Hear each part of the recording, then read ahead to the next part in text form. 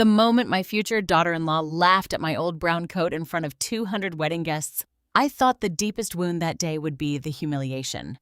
I was wrong. Minutes later, she would discover that the very coat she called an embarrassment had once saved her life long before she ever knew my son's name.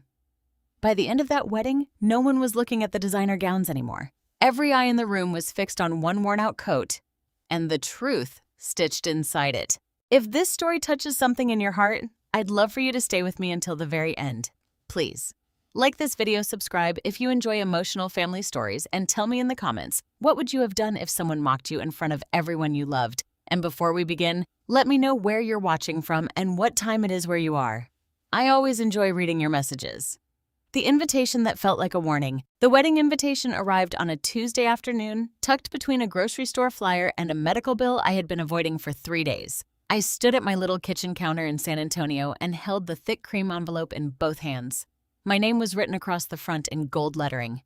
Mrs. Kimberly Lopez. Not Mom, not Mama, not even Kimberly. Mrs. Kimberly Lopez. Maybe another woman would not have noticed, but mothers notice distance in tiny things. A shorter phone call, a colder hug, a son who stops telling you everything. And sometimes distance comes printed on expensive paper. My son Gabriel was getting married. I wanted to be happy. Truly I did. Every mother dreams of seeing her child loved, respected, and safe. But whenever I pictured Gabriel standing beside Brianna Whitmore, my heart tightened. Brianna was beautiful in the way polished things are beautiful. Perfect hair, perfect smile, perfect clothes. She came from a family that treated money like proof of character. Her mother, Eleanor Whitmore, had a way of smiling at you that made you feel inspected instead of welcomed. The first time Eleanor visited my home, she looked around my living room and said, "How cozy. It must be easy to manage when everything is so simple." I smiled because women my age were taught to do that. Smile when insulted softly. Smile when someone steps on your pride with clean shoes. After they left that night, I sat on my bed and cried into one of Robert's old handkerchiefs. Robert had been gone almost 4 years, but his presence still lived in my house. His coffee mug stayed on the second shelf. His reading glasses rested in the drawer beside his recliner, and his old brown coat hung in the back of my closet, zipped inside a garment bag. Most people would call it worn out. I called it sacred. When I opened the invitation, a smaller card slipped out. Dress code, formal luxury attire, neutral or jewel tones preferred.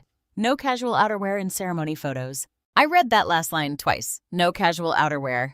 My cheeks warmed even though I was alone. I knew exactly who that sentence was meant for. A week earlier, Brianna had called me while I was folding towels. She did not ask how I was. She did not ask if I needed help getting to the wedding venue. She started with instructions.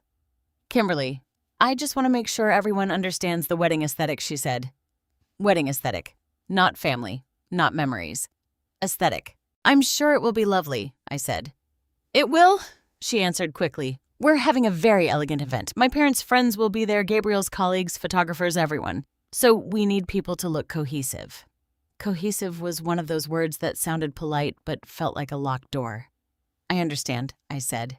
"And please don't feel like you have to wear anything sentimental if it doesn't fit the look," she added. There it was.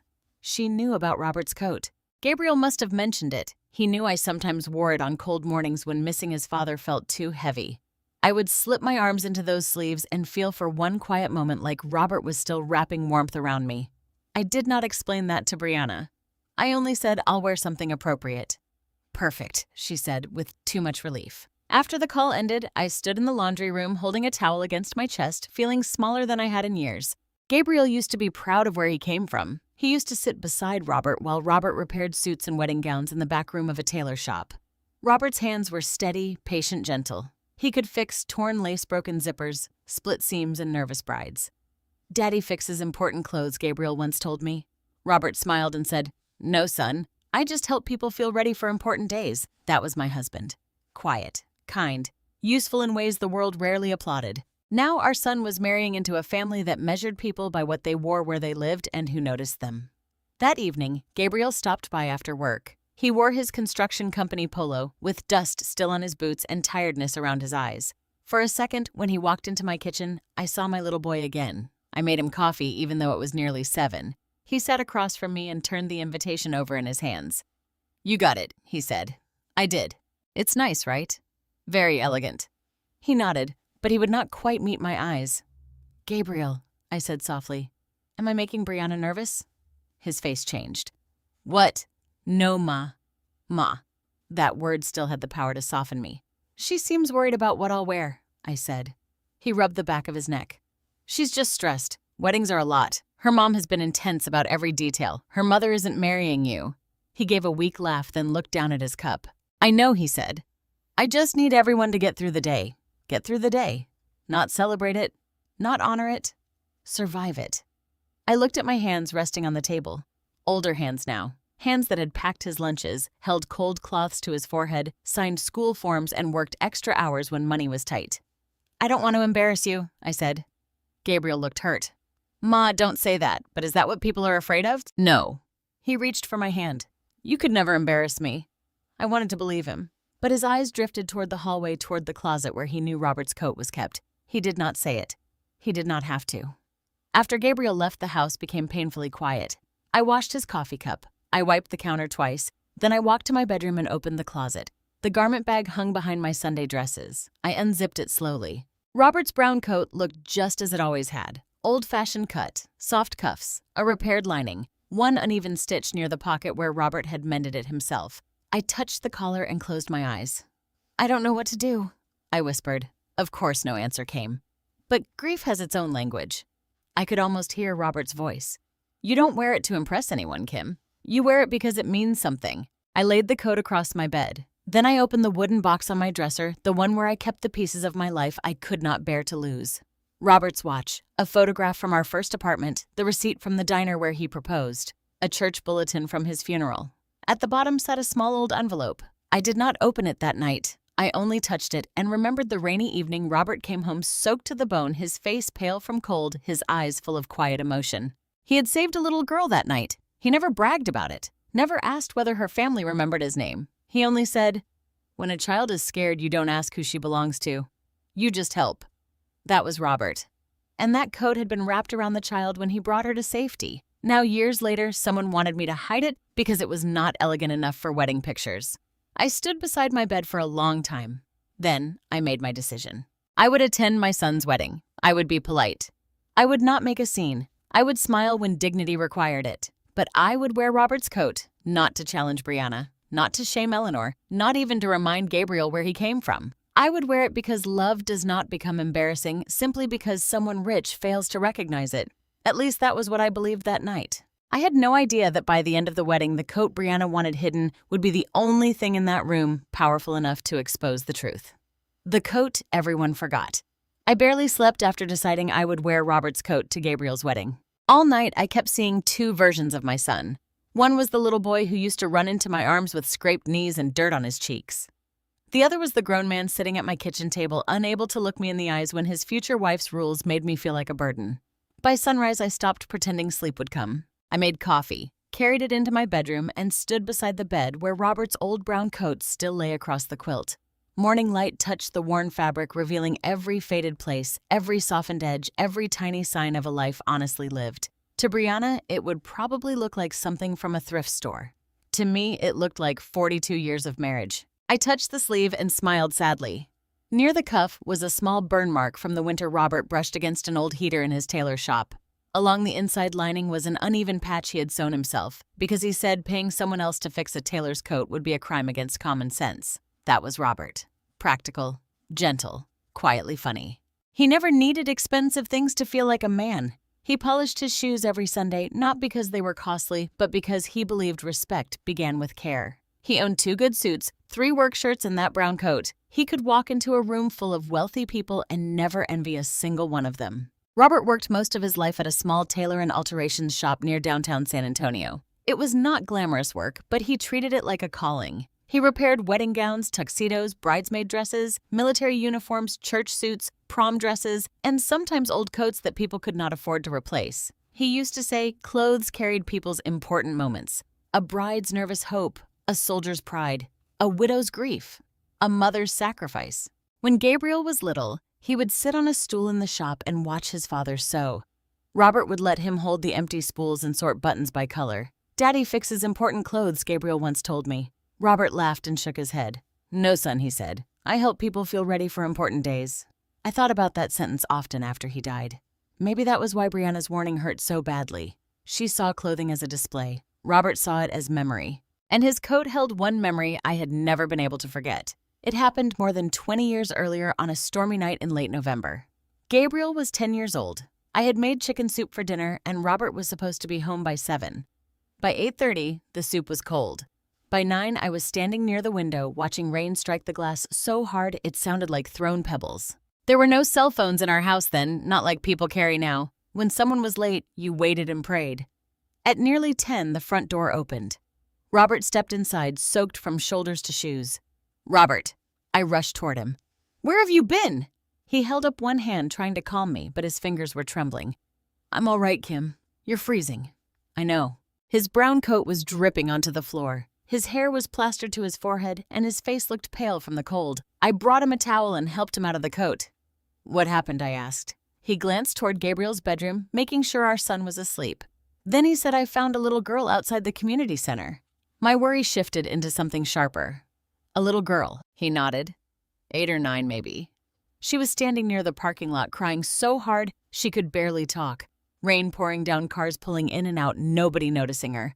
I covered my mouth. "Was she hurt?" "No. Just scared." She said she lost her mother. Robert sat at the kitchen table while I put the kettle on. He looked exhausted, but there was a softness in his eyes. "I wrapped my coat around her," he said. She was shaking. I could picture him clearly, kneeling in the rain, lowering his voice, making himself small so a frightened child would not feel threatened. "What was her name?" I asked. She said Nessa. Nessa. That's what it sounded like. He took the warm towel from me and rubbed his hands. "I brought her inside the community center. Security called around. Eventually her mother came." "Thank God," I whispered. Robert looked down. "What is it?" I asked. He hesitated. The mother seemed embarrassed more than grateful. "Embarrassed." She grabbed the girl, thanked the security guard, and hurried away. "She didn't thank you." He shrugged. Maybe she was scared too. That was Robert always making room for other people's failures. I felt anger rise in my chest. You stood in the rain helping her child, and she couldn't even look at you.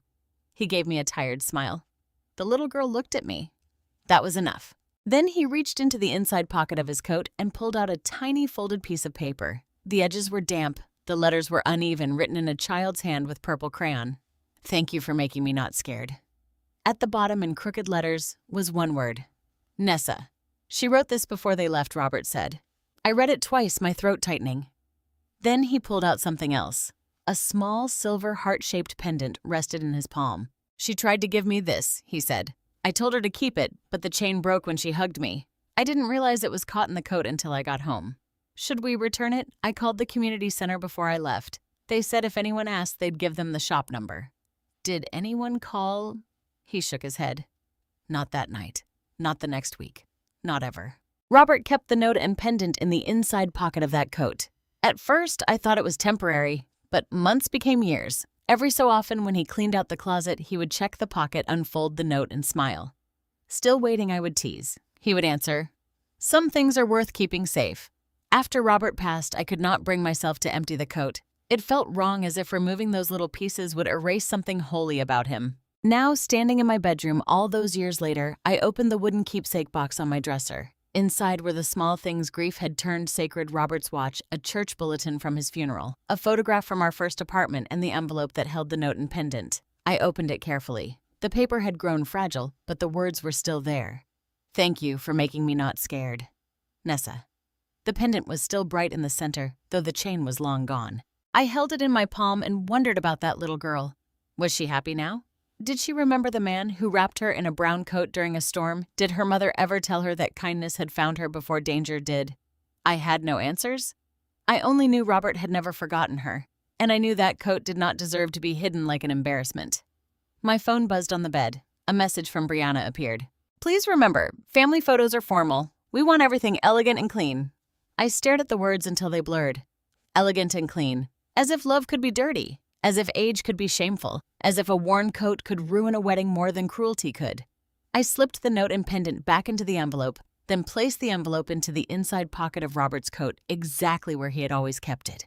For a moment, my hand stayed there. That pocket had carried a frightened child's thank you for more than 2 decades. It had carried proof that Robert's life mattered even to someone who never came back to say so. I lifted the coat and pressed it against my chest. "We're going to one more wedding together," I whispered. The room was silent, but I felt steadier than I had in days. I was not going to Gabriel's wedding to fight. I was not going to challenge Brianna or shame Eleanor. I was going because my son was stepping into a new life and I had the right to be there as his mother. But I would not erase Robert to make anyone comfortable. I would not hide a coat full of kindness so a photograph could look richer. And I would not let Brianna Whitmore decide that the most meaningful thing I owned was unworthy of being seen. At that moment, I believed the coat only belonged to my past. I had no idea it was already waiting to collide with Brianna's. First signs of humiliation.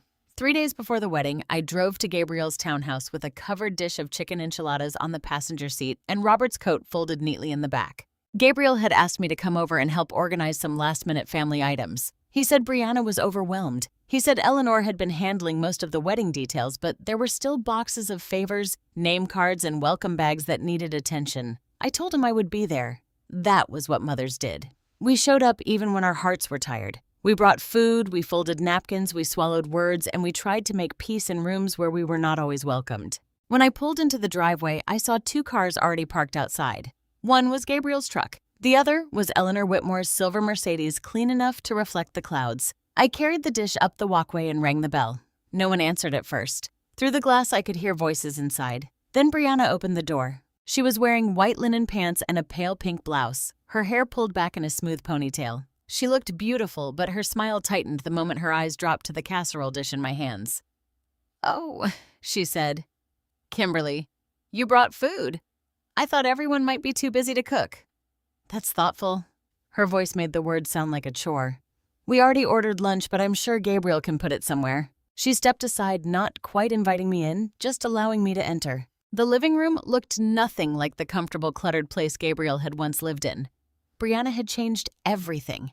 The old brown leather sofa he bought after college was gone, replaced by a cream sectional that looked too delicate to sit on.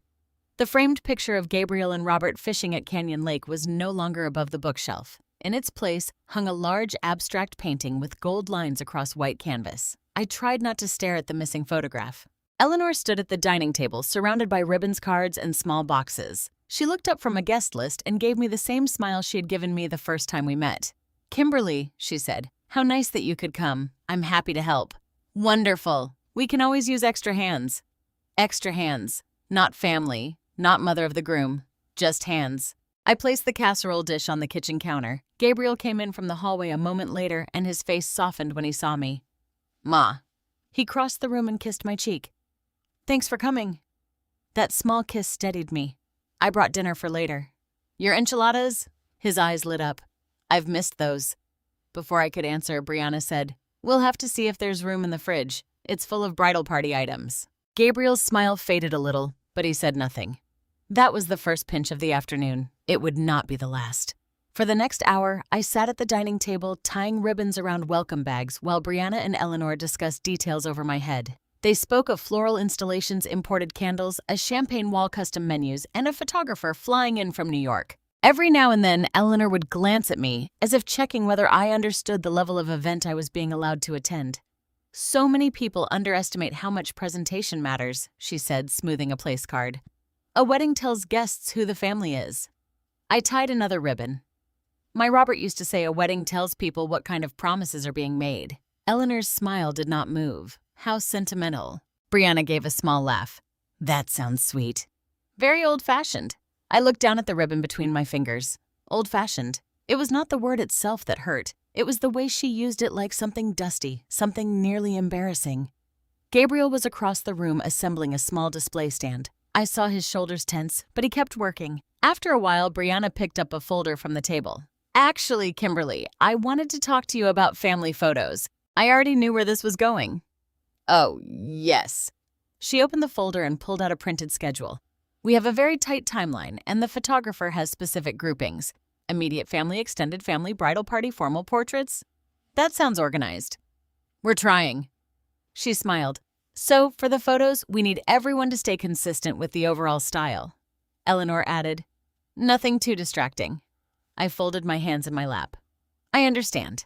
Brianna glanced toward the hallway, then back at me. "Gabriel mentioned you might be bringing Robert's old coat." The room changed. Not loudly, not dramatically, but I felt the air shift around me. Gabriel looked up. "Brianna," he said quietly. "What?" she replied. "I'm just clarifying." I kept my voice calm. "Yes, I plan to bring it." "For warmth?" Eleanor asked. "For memory?" Brianna pressed her lips together as though I had said something inconvenient. "That's very touching," she said. "But the wedding is indoors, and even outside we'll have heaters. I may still wear it."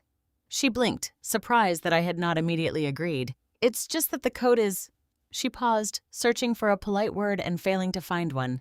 "Very worn." Eleanor stepped in smoothly. "Beloved things often are, but beloved does not always mean appropriate." The second pinch, sharper this time. Gabriel set down the display stand. "Mom can wear what she wants." My heart lifted. But Brianna turned to him with wide eyes. "I didn't say she couldn't. I'm saying there are moments where certain choices affect everyone." "Everyone," I asked softly. She looked at me, then really looked at me, and for the first time I saw something harder under her beauty. Fear, maybe. Not fear of me, but fear of imperfection. Fear that one old coat could crack the image she had spent months building. "I don't mean to offend you," Brianna said, "but this wedding is important for Gabriel too. His colleagues will be there, my parents' friends. People who notice things." I almost laughed, but there was nothing funny in it. "People always notice the wrong things first," I said. Eleanor's eyes narrowed. Brianna sighed as if I were being difficult. "Could you at least not wear it in the official photos?" Gabriel looked from her to me. His mouth opened, then closed. That silence hurt more than Brianna's request. I looked at my son and saw the little boy who once stood in front of me at a grocery store when a man complained I was counting coupons too slowly. Gabriel had been only 12, but he had said, "Don't talk to my mom like that." Where had that boy gone? "I'll think about it," I said. Brianna relaxed, mistaking my dignity for surrender.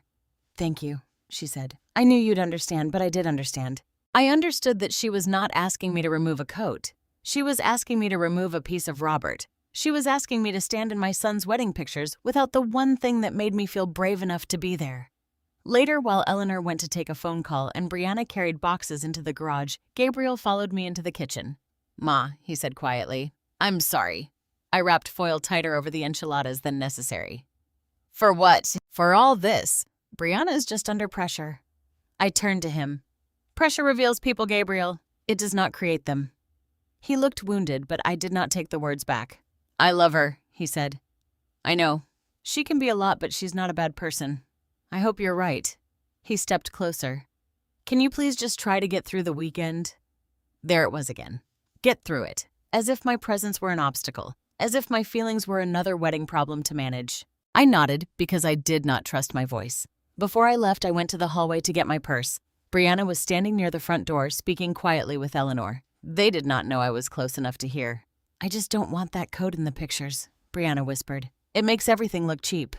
Eleanor answered, "Then make sure it disappears before the photographer arrives."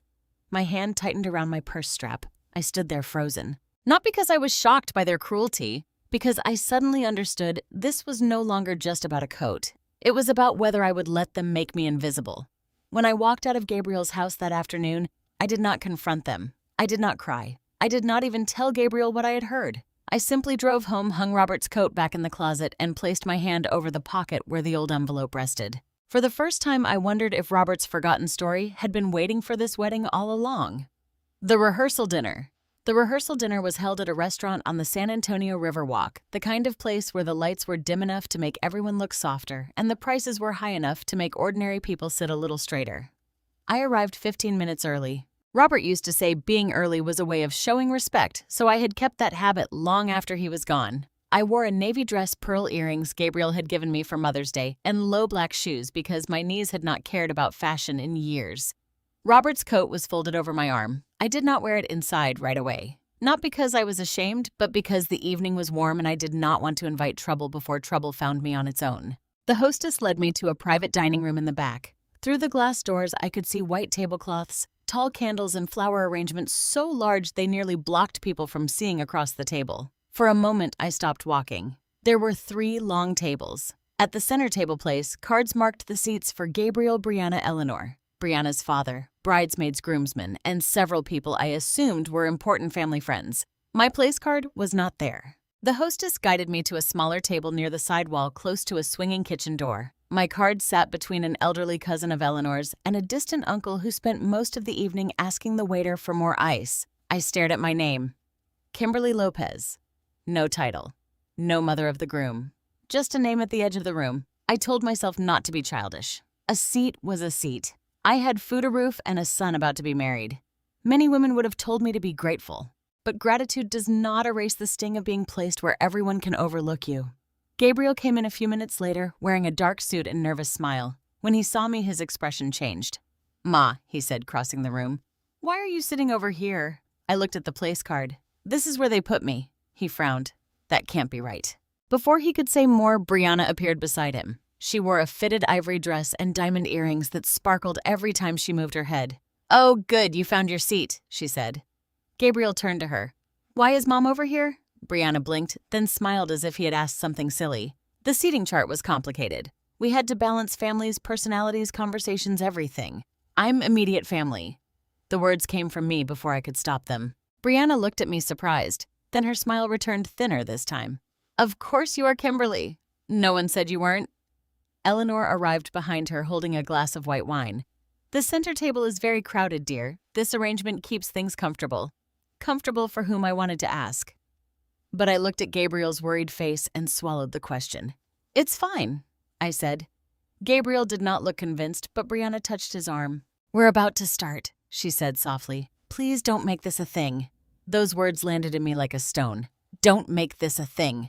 People say that when they have already made something a thing and simply do not want you to name it. Dinner began with champagne toasts and polite laughter. I sat at the side table smiling when required answering questions from strangers who seemed unsure how I fit into the wedding. One woman asked, "Are you from Gabriel's office?" "No," I said. "I'm his mother." Her face reddened. "Oh, I'm sorry. I didn't realize." Neither did anyone else, apparently. From across the room, I watched Gabriel try to look happy. He laughed when people spoke to him. He leaned toward Brianna when she whispered something in his ear. But every few minutes, his eyes found me. Each time, I gave him a small smile. That was another thing mothers did. We comforted our children even while they were breaking our hearts. Halfway through the meal, Eleanor stood to give a little speech. She tapped her glass with a knife and the room quieted immediately. "I just want to say how proud we are," she began to welcome Gabriel into our family circle. There was applause. I clapped too. Eleanor continued, "Weddings are not only about love, they are about legacy, presentation, and the merging of two families. Brianna has worked so hard to create a celebration that reflects refinement, grace, and the standards she was raised with." A few people nodded. Then Eleanor glanced toward my side of the room. Of course, every family brings something different to the table. Some guests chuckled softly, though I do not think they knew why. I felt my face grow warm. Brianna stood next, glowing under everyone's attention. She thanked her bridesmaids, her parents, the vendors, the photographer, and Gabriel's friends. Then she looked around the room and said, "I know weddings can be overwhelming, especially for people who aren't used to this kind of event. But I'm grateful everyone is trying their best to honor the vision." Trying their best. I lowered my eyes to my lap. My hands were clenched around the napkin. Robert's coat rested on the empty chair beside me, folded carefully, the inside pocket facing my hand. I touched the fabric lightly under the table, grounding myself in the memory of someone who never would have allowed me to feel small if he had been there. After dessert, guests began moving around the room. Gabriel was pulled into conversation with Brianna's father. Eleanor floated between tables like a queen inspecting her court. I picked up Robert's coat and walked toward a quieter corner near the hallway. I needed a moment to breathe. That was when an older woman in a black suit approached me. She had silver hair pinned neatly at the back of her head and a name tag that read, Clara Dawson. I recognized her as the event manager who had been directing waiters all evening. "Excuse me," she said gently. "I hope I'm not disturbing you." "Not at all." Her eyes were fixed on the coat over my arm. "That coat," she said slowly. "May I ask where you got it?" I held it closer without meaning to. "It belonged to my husband." Her face changed. "Was his name Robert?" For a second, I forgot how to breathe. "Yes," I said. "Robert Lopez." Claire's hand rose to her chest. "My goodness." I stared at her. "Did you know him?" "Not personally," she said. "But I heard his name years ago when I worked part-time at the East Side Community Center." The hallway seemed to grow quieter around us. "The community center?" I asked. She nodded, still looking at the coat. "There was a story people told for a long time.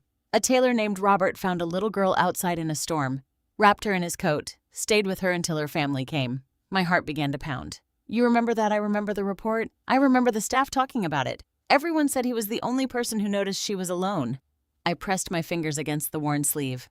Clara's voice softened. I also remember there was trouble afterward. Trouble? She looked past me toward the dining room where Brianna was laughing beside her mother. The girl's mother was furious that anyone had written down the incident. She didn't want questions, didn't want attention, wanted the whole thing forgotten. A chill moved through me. Do you remember the child's name? Clara hesitated. I only remember a nickname, something like Nessa. The coat suddenly felt heavier in my arms. I looked toward Brianna without wanting to.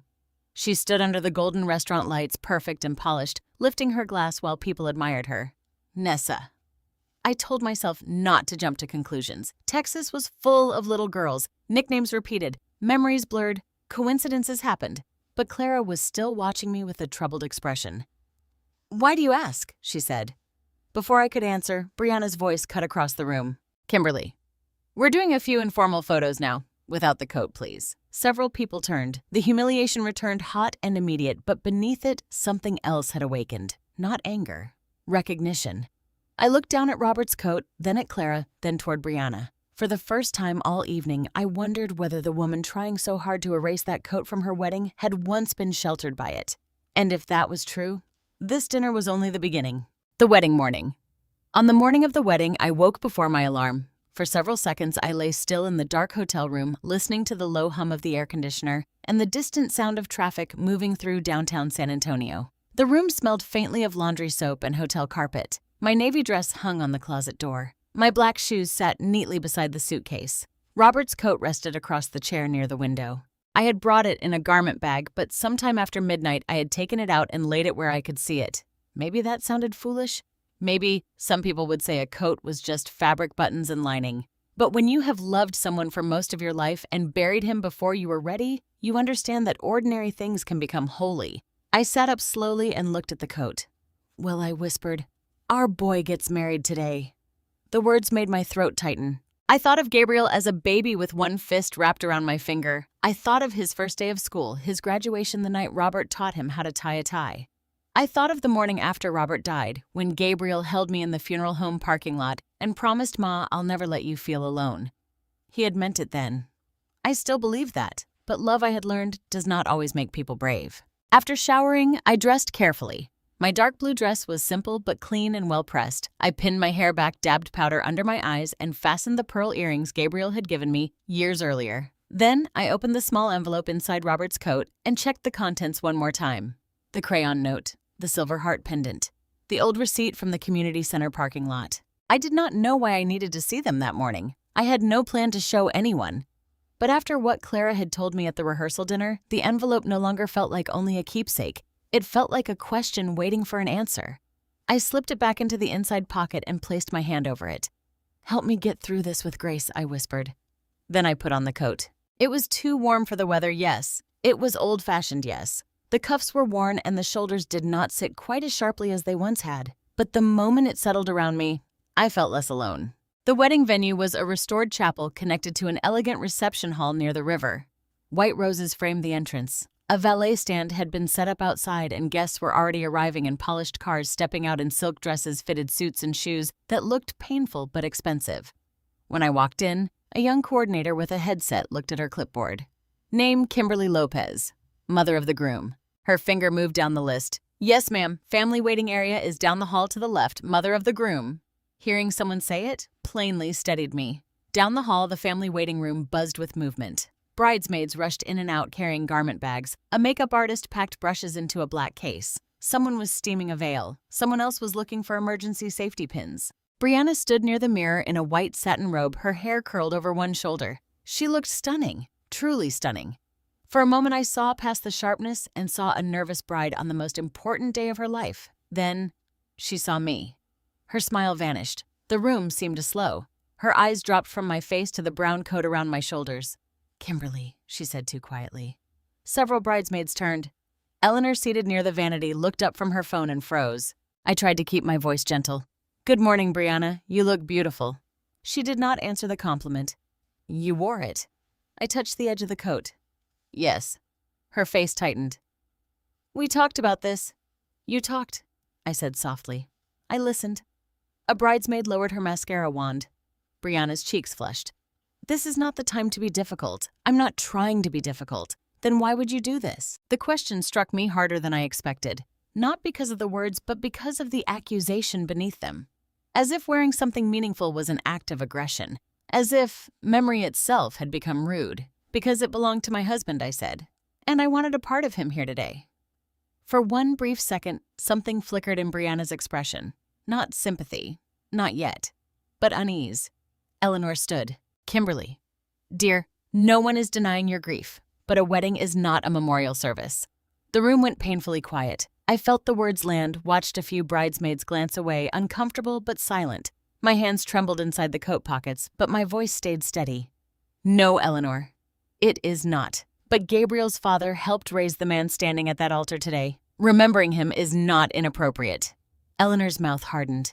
Before she could answer, Gabriel stepped into the room wearing his tuxedo. He stopped when he saw us. Everything okay? He asked. No one answered. Brianna turned to him immediately. Gabriel, please tell your mother this is not what we agreed on. He looked at me, then at the coat. I waited. The whole room seemed to wait with me. He swallowed. Ma, he said quietly. Maybe for the formal pictures you could just... He stopped before finishing, but it was enough. Just take it off. Just make it easier. Just disappear a little. My chest ached. I looked at my son and saw shame in his eyes before he looked away. That shame told me he knew exactly what he was asking. I see, I said. Gabriel's face crumpled slightly. Ma, I don't mean... Brianna, cut in. We're already behind schedule. The photographer is setting up. This is not about feelings. It's about the look of the day. The look of the day, I repeated. Eleanor gestured toward one of the coordinators. Could someone please take Mrs. Lopez's coat and place it somewhere safe? A young woman stepped forward uncertainly. I took one step back. No. It was a small word, but it felt like the first full breath I had taken all weekend. The coordinator stopped. Brianna stared at me. Excuse me? I said no. Her lips parted. I will not hand this coat to a stranger. I will not hide it in a closet. And I will not pretend Robert Lopez did not matter so your photographs can look untouched by real life. Gabriel whispered. Ma. I turned to him. Not angry, just tired. I have given you peace every way I knew how. I have smiled. I have sat where I was placed. I have swallowed words that deserve to be spoken. But I will not remove your father from this day. His eyes filled, but he still said nothing. That silence settled between us like a wall. Brianna exhaled sharply. Fine, wear it for now, but not in the pictures, and not near the front during the ceremony. There it was. Not near the front. The mother of the groom moved aside like a decoration that clashed with the flowers. Something in me went cold. Before I could respond, Clara Dawson appeared in the doorway holding a clipboard. Her eyes moved from Brianna's angry face to the coat around my shoulders. Then she looked at me with a quiet understanding that made my heart beat faster. Mrs. Lopez, she said gently, the photographer is ready for family. Brianna lifted her chin. Good. Then let's proceed. But Clara did not move. Her eyes remained on the coat for one extra second, and in that second I remembered her words from the night before. Something like Nessa. I looked at Brianna, standing in her white robe, polished and furious, completely unaware of the small envelope resting inches from my heart. She thought that coat threatened her wedding pictures. She had no idea it was about to threaten everything she believed about herself. Mocked in front of everyone. Clara led us toward the courtyard, where the photographer had arranged the family portraits. The chapel's garden looked like something from a bridal magazine. White roses climbed over iron arches. Pale ribbons moved softly in the breeze. Rows of polished wooden chairs faced the ceremony doors, and beyond the low stone wall, I could hear faint music drifting from hidden speakers. Everything was beautiful. That was what made the cruelty feel even uglier. I walked behind Gabriel and Brianna, keeping Robert's coat buttoned around me. Though the morning air was warm, I could feel people looking. Some glanced politely and turned away. Others stared longer, trying to understand why the mother of the groom was wearing a worn brown coat over a navy dress on such a carefully styled day. I kept my chin up. Robert had taught me that dignity was not something people gave you. It was something you refused to surrender. Near the fountain, the photographer adjusted his camera and waved us forward. Immediate family first, he called. I took one step toward Gabriel. Before I could reach him, Brianna turned. Actually, she said, smiling at the photographer, let's start with my side. The lighting is better here. Her voice was bright, but her eyes cut toward my coat. The photographer nodded, unaware. Eleanor, Brianna's father, and several relatives gathered around the bride. They laughed and posed easily like people who had spent their whole lives expecting to be centered. I stood near the edge of the courtyard beside Gabriel. He looked at me and whispered, "Ma, are you okay?" It was such a small question after so much silence. I wanted to say no. I wanted to ask why he had let me be seated away from him, why he had allowed Brianna to speak to me like a problem, why he had nearly asked me to remove his father's coat in front of strangers. But a wedding morning is a dangerous place for truth. So I said, "I'm standing."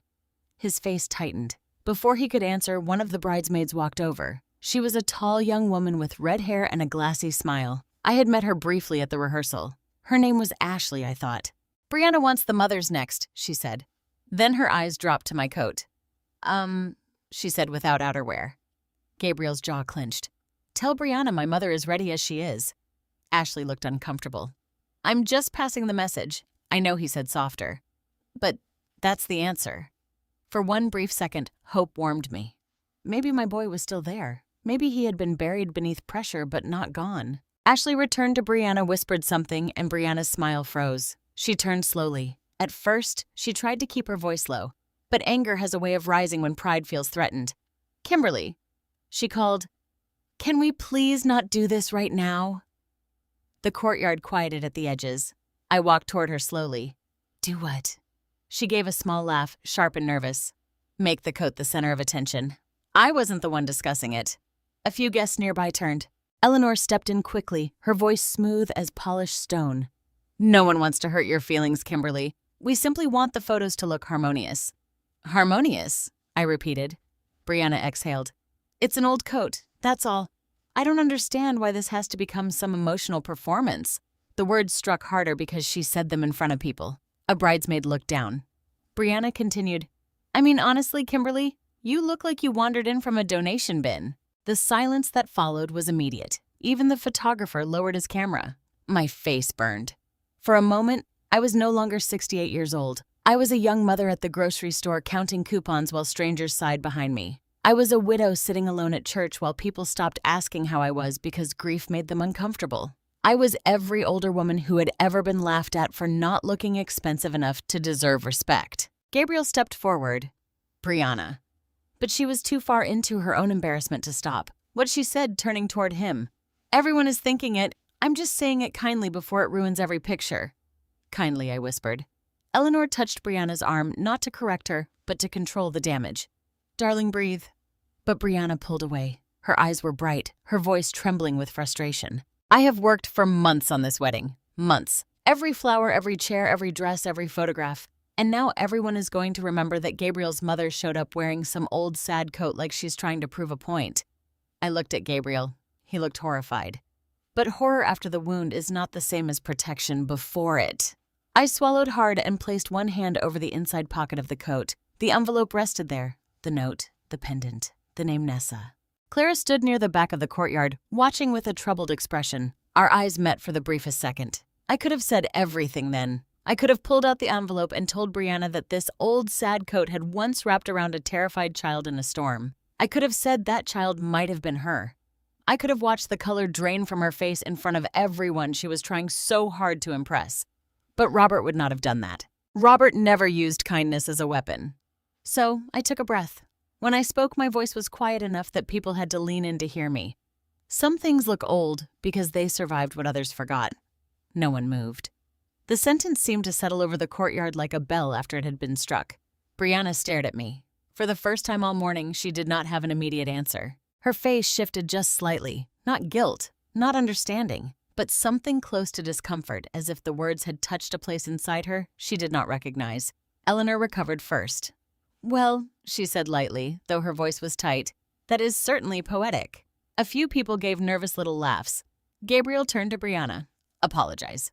The word came out firm. My heart jumped. Brianna blinked. "Excuse me? You heard me?" The courtyard went still again. Gabriel, Eleanor warned. But Gabriel did not look at her. He looked at the woman he was about to marry, and for the first time that weekend, his voice sounded like Robert's. "You do not speak to my mother that way." Brianna's mouth opened then closed. The apology did not come. Instead, she looked around at the guests, at the photographer, at the perfect flowers and perfect chairs and perfect sunlight, and I saw panic flash across her face. Not because she had hurt me, because people had seen her do it. "I can't deal with this," she said, turning away. "I need a minute." She gathered the front of her robe and hurried toward the bridal suite, her bridesmaids rushing after her. Eleanor followed, but not before giving me a look cold enough to make the warm morning disappear. Gabriel stood beside me, breathing hard. "Ma," he said. I raised one hand. "Not now." His face fell, but I could not comfort him. "Not yet. A mother can forgive much, but she still bleeds." Clara approached quietly once the courtyard began to murmur again. "Mrs. Lopez," she said, "are you all right?" "No," I said honestly, "but I will be." Her eyes dropped to the coat. I think she said carefully that sentence meant more than she understood. I looked toward the doorway Brianna had disappeared through. "So do I." From inside the bridal suite, there was a sudden clatter followed by a bridesmaid's startled voice. "Brianna, your necklace." My hand tightened over Robert's coat pocket, and somehow before I saw anything at all, I knew the past had just fallen onto the floor. The bride's locket. The sound came from inside the bridal suite. A sharp clatter. Then a bridesmaid's voice, nervous and too loud. "Brianna, your necklace?" Everyone in the courtyard seemed to pause at once. The photographer lowered his camera again. Gabriel turned toward the door. Eleanor, who had been following Brianna, stopped so suddenly that one of the bridesmaids nearly bumped into her. I stood there with Robert's coat wrapped around me, my hand still pressed over the inside pocket. Something in my body knew before my mind did. Brianna's necklace was not just a necklace. I could feel it as surely as I felt the warm breeze moving through the roses. Gabriel took a step toward the bridal suite. "Is everything okay?" No one answered at first. Then Brianna's voice snapped from inside. "Don't touch it. Just give it to me." Her tone was different now. Still sharp, but underneath it was fear. Clara looked at me. I looked at Clara. Neither of us spoke. The courtyard slowly came back to life in murmurs. Guests pretended not to listen while listening carefully. Eleanor pushed past two bridesmaids and disappeared through the doorway. I should have stayed where I was. I should have let the bride have her private panic the way decent people allow others a moment to gather themselves. But Clara moved first. "Mrs. Lopez," she said quietly, "perhaps we should make sure no one needs help." It was a polite excuse. We both knew it. Gabriel glanced at me. "Ma," I nodded once and followed Clara toward the bridal suite. The room inside was bright with mirrors, flowers, makeup, bags, perfume, and tension. Brianna stood near a white velvet chair, one hand pressed against her chest. Her face was pale beneath the perfect blush. Around her, the bridesmaids had formed a half circle, unsure whether to comfort her or stay out of her way. On the floor near the hem of her robe lay a small silver heart-shaped locket. My breath caught. For a moment, I was not standing in a bridal suite. I was back in my kitchen 23 years earlier, watching Robert open his palm and show me a tiny pendant that had fallen from the neck of a frightened little girl. The same shape, the same soft curve at the bottom, the same delicate engraving along the edge. Not similar. The same. At least that was what my heart screamed. Brianna saw me looking. Her expression hardened immediately. "Why is she in here?" Gabriel entered behind me. "Brianna, calm down." "I am calm," she said, though her voice shook. "I just don't need everyone crowding me." Eleanor bent quickly and picked up the locket before anyone else could. Too quickly, like she was snatching evidence from a floor. "It's fine," Eleanor said. The clasp broke. "We'll have someone fix it later." "May I see it?" I asked. The room went silent. Eleanor's fingers closed around the locket. "Why?" My voice stayed soft. "Because it looks familiar." Brianna gave a short, disbelieving laugh. "Of course it does. Now my jewelry looks familiar too." Gabriel turned to her. "That's enough." "No, Gabriel. Apparently everything today has to be about your mother's memories." I did not answer her. I kept my eyes on Eleanor's hand. "Please," I said.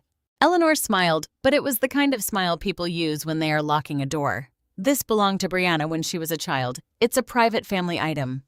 "A child," Clara said quietly. Eleanor looked at her then, and something passed between them. Not recognition exactly. More like alarm. Clara stepped closer. "Mrs. Whitmore, did Brianna ever attend events at the East Side Community Center when she was young?" Eleanor's face changed so quickly, most people might have missed it. "I did not." Brianna frowned. "What are you talking about?" "Nothing," Eleanor said at once, but her answer came too fast. Brianna looked from her mother to Clara. Mom Eleanor slipped the locket into her purse. "We are not doing this now. Your ceremony starts soon and you need to focus. I asked you a question." And I answered. "No, you didn't." For the first time that day, I saw Brianna not as a polished bride or a cruel daughter-in-law, but as a woman suddenly realizing there was a locked room inside her own childhood. Her face had gone still. Claire's voice remained gentle. I only ask because that locket resembles one connected to an incident many years ago. What incident? Brianna asked. Eleanor turned sharply. This is absurd. I felt Robert's coat grow heavy around my shoulders. In the inside pocket, the old envelope rested against me. The note, the pendant, the truth. I could have reached inside right then. I could have opened the envelope and shown them all what Robert had kept safe for more than 2 decades. But the look on Brianna's face stopped me. For all her cruelty, she looked scared. Not the kind of scared she had been when the photographs might be ruined. A deeper fear. The fear of discovering your life has a missing piece and someone else knows where it is. Brianna turned to me slowly. Why would that look familiar to you? Her voice was no longer mocking. I took a breath. Because my husband once came home with a pendant, very much like it, after helping a lost little girl in a storm. The room became so quiet I could hear the faint music from the chapel hallway. Brianna blinked. What little girl? I looked at Eleanor, giving her one chance to speak truth before truth came without her permission. Eleanor's jaw tightened. No one important, she said. The words chilled me. No one important. Brianna recoiled slightly. A lost child was no one important. I mean, this is not relevant, Eleanor snapped. Gabriel stepped forward. Mrs. Whitmore, if this has something to do with Brianna. It doesn't, Eleanor said, but her panic betrayed her. Brianna reached toward her mother's purse. Give me the necklace. No. The single word landed hard. Brianna stared at her. Why not? Because you're emotional. It's mine, Brianna. It's mine. There was something childlike in the way she said it. Possessive, yes, but wounded too, as if that little silver heart was tied to a memory she could not fully reach. Eleanor finally pulled the locket from her purse, but she did not hand it over. She held it between 2 fingers. It was from your childhood, she said tightly. That is all. Brianna stared at the locket. I remember wearing it. Her voice changed, softer, far away. I remember rain. My heart began to pound. Eleanor's eyes flashed. You remember nothing. You were a child. Brianna looked up. That was the wrong thing to say. A woman can ignore many things on her wedding day, but not her mother telling her what she is allowed to remember. I remember being cold, Brianna whispered. One bridesmaid covered her mouth. Gabriel looked at me confused and shaken. I touched the edge of Robert's coat, but still did not reach into the pocket. Not yet. Brianna's eyes moved to the coat. For the first time, she looked at it without disgust, only confusion, and beneath that confusion, the smallest flicker of recognition. It was brown, she said. No one breathed. What was brown? Gabriel asked. Brianna did not answer him. She was looking at me now, or rather at the coat. The coat, she whispered. I think someone wrapped me in a brown coat. Eleanor's face went white. Clara closed her eyes briefly as if a long-buried truth had finally found air. I felt tears rise, but I forced them back. This was not a victory. Not yet. It was the beginning of a wound opening. Brianna took one step toward me, then stopped embarrassed by her own movement. Who was your husband? She asked. Robert Lopez, I said. Her lips parted. The name did not seem to fully reach her, but it touched something. Behind her, Eleanor shook her head. This is ridiculous. Kimberly is turning a broken necklace into some dramatic story because she was offended outside. Gabriel turned coldly toward her. She was offended because your daughter mocked her in front of everyone. Brianna flinched. For the first time, the cruelty from the courtyard seemed to return to her not as pride, but as shame. She looked down at the locket in her mother's hand, then at Robert's coat, then at me. I don't understand, she said, but her voice trembled like someone who was afraid she might. I wanted to hate her in that moment. Part of me did, but another part of me saw Robert kneeling in the rain before a crying child. He would not have hated her. He would have waited patiently until she was ready to remember. So I said only, maybe you will. Outside, the wedding coordinator called that it was time for the ceremony lineup. But inside that room, no one moved, because the bride had just begun to remember the coat she had tried so hard to erase. The secret in the pocket. The coordinator's voice echoed from the hallway again. Bride and groom party, please line up in 5 minutes. No one in the bridal suite moved. Brianna stood in the center of the room staring at the small silver locket in Eleanor's hand as if it had suddenly become unfamiliar. The bridesmaids watched in silence. Gabriel stood beside the door, his face tight with confusion. Clara remained near me, still as a witness who had waited too many years for a buried truth to rise. Eleanor was the only one pretending nothing had happened. We are not discussing childhood stories right now, she said. Brianna, put your necklace away and get ready. Brianna did not reach for it. I remembered rain, she whispered. Eleanor's eyes sharpened. You remembered stress. That is all. No. Brianna shook her head slowly. I remembered being cold. The room felt smaller with every word. I touched the inside of Robert's coat. The old envelope was there, thin and fragile beneath my fingers. I had carried it to honor my husband, not to expose anyone. But now, with Brianna looking at that locket like a woman hearing a voice from a locked room, I knew silence had changed shape. Before, silence had been dignity. Now it might become another kind of lie. I stepped back from the group and moved toward a small side table near the mirror. My hands trembled as I reached into the coat pocket. The lining, worn soft by Robert's hands, brushed against my knuckles. For a moment, I froze. I remembered Robert sitting at our kitchen table the night of the storm, unfolding the damp little note with such care. I remembered him saying, maybe one day someone will come looking for it. No one ever had. But perhaps the truth had come looking for them instead. I pulled out the envelope.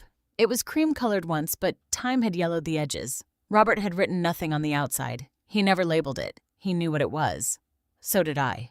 Gabriel saw it first. Ma, he said softly.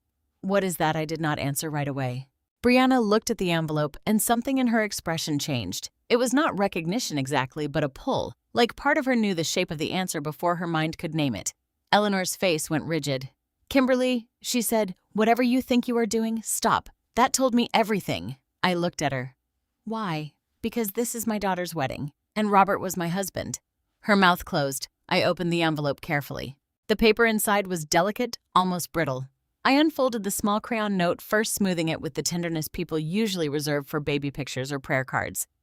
Brianna took one step forward. No one stopped her. I read the words aloud, but my voice nearly broke. Thank you for making me not scared. The bridesmaid with red hair covered her mouth. Gabriel looked down at the note as if it had struck him somewhere deep. At the bottom in crooked purple letters was the name. Nessa. Brianna whispered it before I could. Nessa. The sound left her lips like a breath from a much younger version of herself. Eleanor turned pale. That could be anyone. Clara spoke quietly. Not with the locket. Not with the incident. Not with the community center. I reached back into the envelope and removed the second item. The little silver pendant Robert had kept all those years. It was not the full necklace. Only the heart charm, its broken loop, still visible at the top. I placed it on my palm and held it out. Brianna stared at it. Then she looked at the locket in her mother's hand. They were not identical. They were two halves of the same childhood set. The one Eleanor held had the outer heart frame. The one in my palm was the small inner charm that must have broken loose in the storm. Brianna's hand rose to her throat. No, Eleanor said quickly. No, that proves nothing. Children have similar jewelry. But her voice shook. Brianna reached toward me, then stopped. May I? I nodded. She took the tiny pendant from my palm with fingers that trembled as badly as mine. She held it near the locket, and the little piece fit into the empty center space like it had been waiting there for 23 years. A sound escaped her. Not a sob. Not yet. Something smaller. A frightened breath. I had this, she whispered. I remember this, Eleanor snapped. You remember because she is suggesting it to you. Brianna turned toward her mother. Why are you so scared? The question silenced the room. Eleanor looked around at the bridesmaids, the coordinator, Clara, Gabriel, and me. Her pride fought hard to hold her face in place, but fear had begun to crack through. I am not scared, she said. Yes, you are? Brianna's voice was low now. You've been scared since Clara mentioned the community center. The coordinator appeared at the door, then wisely disappeared again. Gabriel came closer to me. His eyes were wet. Dad kept that, he asked. All these years, I said. He looked at the note, then the pendant, then the coat. I remember him telling me never to judge someone by what they wore. I looked at my son. For the first time that day, I saw grief and shame standing together in his eyes. He hoped you would remember, I said. Gabriel swallowed hard. Brianna was still staring at the pendant fitted inside the locket. What happened that night? I took a slow breath. My husband came home soaked through. He said he had found a little girl crying outside the East Side Community Center during a storm. She was lost, freezing and terrified. He wrapped her in this coat and stayed with her until her family came. Brianna closed her eyes. Her face tightened as though a memory was pushing against a locked door. He said she wrote him that note. I continued, and when she hugged him goodbye, part of her necklace broke off and caught in the coat. He left his contact information with the center in case anyone came looking. Clara nodded. I remember seeing the report years later in storage, a child found in the parking area. A male tailor assisted. The mother requested no follow-up. Brianna's eyes opened. Slowly, she turned to Eleanor. Mother. Eleanor lifted her chin. You were young. You were upset. I handled it. You handled what an embarrassing situation. The words landed like a slap. Brianna stared at her. I was lost in a storm. You wandered away after I told you to stay close. I was a child. You were old enough to listen. The room went cold.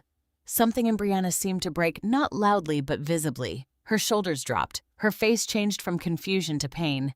I wanted to look away. Even after everything she had said to me, there are some moments too intimate to watch without feeling guilty. But then Brianna looked at Robert's coat.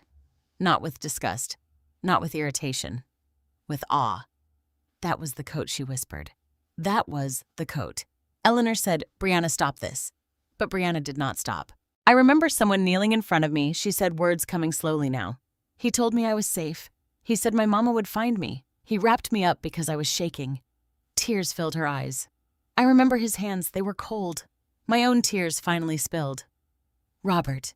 Even gone, he had found his way into the room. Brianna looked at me, and for the first time since I had met her, there was no performance in her face. Was he kind? She asked. I smiled through tears. He was the kindest man I ever knew. She looked down at the coat, then at the note in my hand. The chapel music swelled faintly outside, reminding us that 200 guests were waiting.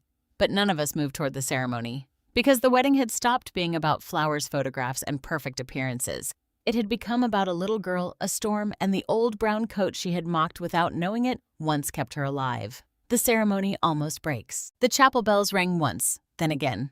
Outside the bridal suite, 200 guests waited in polished rows, surrounded by white roses, soft music, and the kind of expensive beauty that makes people whisper instead of speak. Inside the room, the bride stood frozen with a broken locket in her hands and a memory rising behind her eyes. No one knew what to do. The coordinator appeared in the doorway again, her headset slightly crooked now, her smile strained. We really do need to line up, she said. The ceremony was scheduled to begin 3 minutes ago. No one answered her. Brianna stared at the little pendant fitted inside the locket as if it might explain her entire childhood if she looked long enough. Eleanor stood stiffly beside her, one hand gripping her purse. Gabriel looked from Brianna to me, then to Robert's coat, as though pieces of his own father were returning to him in a language he had forgotten. I folded the crayon note carefully and slipped it back into the envelope. Part of me wanted to leave. That truth may sound harsh, but it is honest. I had been mocked, pushed aside, whispered about, and asked to erase my husband from my son's wedding day. Now the woman who had done much of that harm was standing in front of me, shaken by the possibility that my husband had once saved her. A smaller part of me wanted justice immediately, a public correction, a room full of witnesses, an apology given while everyone who had left watched in silence. But Robert's coat rested on my shoulders, and with it came the memory of who he had been. He never helped people in order to own them later. He never did good, so one day he could demand repayment. If he had been standing in that room, he would have cared more about Brianna's fear than his own recognition. That made me both proud and angry, because being good is not always easy when someone has been cruel. Gabriel stepped closer to Brianna. Do you want to postpone for a few minutes? He asked. Brianna blinked as if she had forgotten he was there. What? The ceremony, he said. Gently. If you need time. Eleanor cut in. Absolutely not. Guests are seated. Everything has been paid for. We are not delaying a wedding because of an old story and a piece of jewelry. Brianna turned slowly toward her mother. An old story? Eleanor's face tightened. Yes. Old. Unclear. Emotional. This is exactly how misunderstandings become drama. Clara spoke from beside me. Mrs. Whitmore, I remember enough to know it was not a misunderstanding. Eleanor looked at her with open irritation. You were staff then, weren't you? The word staff came out like something dirty. Clara did not flinch. Yes. And staff often see the truth because people forget we are standing there. A silence followed. For the first time, I saw Eleanor's confidence flicker. The coordinator cleared her throat. I'm sorry, but the minister is asking if we should begin the processional music. Brianna looked down at her wedding dress, still unbuttoned at the very top. One bridesmaid stepped forward carefully. Bri, we can fix your necklace later, she said. Let's just get you ready. Brianna nodded, but her face was no longer the face of a woman obsessed with perfection. She looked younger, smaller, like someone who had been handed a photograph of herself and did not recognize the child in it. The bridesmaids helped fasten her dress. Eleanor tried to take the locket, but Brianna closed her fist around it. I'm keeping it, she said. It doesn't match the gown, Eleanor replied. Brianna looked at her. I don't care. Those 4 words changed the room. Not completely, not permanently, but enough. I saw Gabriel notice it too. His shoulders lowered just a little. Perhaps for the first time that day, he saw Brianna push back against the woman who had shaped so much of her pride. The ceremony lineup formed in the hallway. Bridesmaids first, groomsmen beside them. Eleanor took her place with Brianna's father, her face composed again, but her eyes cold. Gabriel stood near the chapel entrance, waiting for the music cue. I was told to sit in the front row on the groom's side, not the back, not the side wall. The front row. Gabriel had quietly insisted on it. As I walked toward the chapel doors, he caught my hand. "Ma," he whispered. I stopped. His eyes were full now. "I'm sorry." I could not answer fully. Not there, not with music beginning and guests turning their heads. So I squeezed his hand once. It was not forgiveness. Not yet. But it was a promise that we would have the conversation later. The chapel doors opened. I walked down the aisle alone, wearing Robert's coat over my navy dress. I heard the soft rustle of guests turning to look. Some recognized me from the courtyard. Some had clearly heard whispers already. A few glanced at the coat, then away. This time I did not shrink. Every step felt heavy, but steady. I sat in the front row. Beside me, the chair that should have belonged to Robert was empty. I placed my hand lightly on the seat for 1 second before folding it in my lap. The ceremony began. Music floated through the chapel. Bridesmaids walked slowly beneath the arch of flowers. The groomsmen stood in place. Gabriel waited at the altar pale but composed his eyes, moving between the entrance and me. Then the music changed. Everyone rose. Brianna appeared at the doors with her father. She looked beautiful. There was no denying it. Her gown shimmered softly, her veil trailed behind her, and in her right hand, hidden partly by her bouquet, she held the broken silver locket. Not around her neck. In her hand. As she walked down the aisle, her eyes found the coat. For one strange second, the chapel seemed to disappear around us. She was not a bride then. She was the child in the rain. And I was not the woman she had mocked. I was the widow of the man who had knelt before her and told her she was safe. Her steps faltered near the middle of the aisle. A murmur moved through the guests. Her father leaned toward her. "Brianna." She recovered, but only barely. At the altar, Gabriel reached for her hand. She gave it to him, still holding the locket in the other. The minister smiled warmly, unaware that the entire wedding was balanced on a thread. "Dearly beloved," he began, "we are gathered here today to witness not only the joining of 2 lives, but the joining of 2 families. 2 families. The word struck me in the chest. Eleanor sat across the aisle, her jaw tight. The minister continued speaking about love, humility, gratitude, and the sacred duty of honoring those who came before us. Under ordinary circumstances, those words might have floated past like pretty language. But that morning, each one seemed aimed directly at the wound in the room. When he said, "A marriage cannot stand on appearances alone," Gabriel closed his eyes. When he said, "A family is built by truth, not performance," Brianna's fingers tightened around the locket. And when he said, "We must remember the hands that helped us become who we are," she looked at my coat again. I saw tears gather in her eyes. She blinked them back quickly, but not before Gabriel saw. He leaned closer and whispered something I could not hear. Brianna shook her head once as if telling him she was all right. But she was not all right. None of us were. Near the back of the chapel, Clara stood quietly by the doors. She was not part of the family. She was not seated among the guests. But somehow she felt like the only other person in the room who understood that the ceremony had become more than vows. It had become a countdown. The minister asked Brianna and Gabriel to face each other. Gabriel took both her hands. The locket was caught between their palms. Brianna looked down at it, then at Gabriel, then at me. For one terrifying moment, I thought she might stop the wedding right there. But instead, she swallowed hard and let the minister continue. I sat very still, my hands folded Robert's envelope, safe inside the pocket of his coat. I had intended to remain silent until the day was over. I had intended to let my son marry in peace. But when the minister spoke of gratitude, Brianna lowered her head and one tear fell onto the broken locket in her hand. That was when I knew the truth had not finished with us. It was only waiting for the reception where every microphone in the room would be turned on. The toast that changed everything. The ceremony ended without anyone stopping it. Gabriel and Brianna said their vows with trembling voices. He promised to stand beside her in truth, and when he said that word, his eyes flicked toward me. Brianna promised to honor the family they were building, and when she spoke, her fingers tightened around the broken locket hidden in her bouquet. Guests dabbed their eyes. People smiled. The photographer captured everything. To anyone who had not seen the bridal suite, it might have looked like a perfect wedding. But I knew better. Some truths do not shout when they enter a room. They sit quietly in the corner, waiting for pride to give them a microphone. The reception hall was even grander than the chapel. Chandeliers hung over round tables covered in white linen. Gold chargers framed every plate. A wall of champagne glasses sparkled near the entrance. The flowers were so tall that guests had to lean around them to speak. I sat at the family table near Gabriel, though not beside him.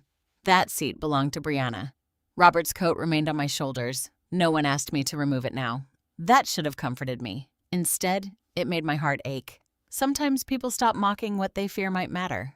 Dinner began with polite conversation. Gabriel kept glancing at me as if afraid I might disappear before he had the chance to apologize properly. Brianna barely touched her food. Eleanor spoke too loudly to the guests on her left, laughing at moments that were not funny. Every time Clara passed near our table, Eleanor's smile hardened. The first toast came from Brianna's father. He was a quiet man named Richard Whitmore, and until that day, I had barely heard him speak. He raised his glass and welcomed Gabriel into the family with a stiffness that told me Eleanor had likely written half his words.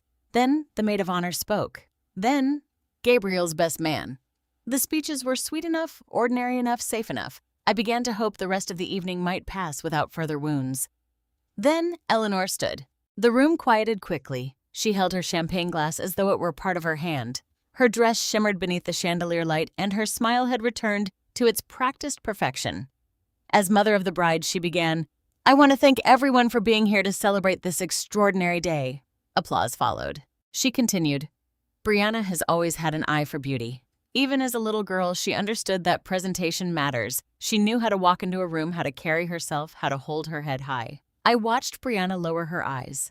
Eleanor did not notice. Today, she has created not only a wedding, but an experience, a reflection of taste discipline and family standards. The word standards landed with its usual weight. Then Eleanor turned slightly toward our side of the table. And of course, she said, marriage brings together different backgrounds. Some more traditional, some more modest. But with grace, we learn to blend them.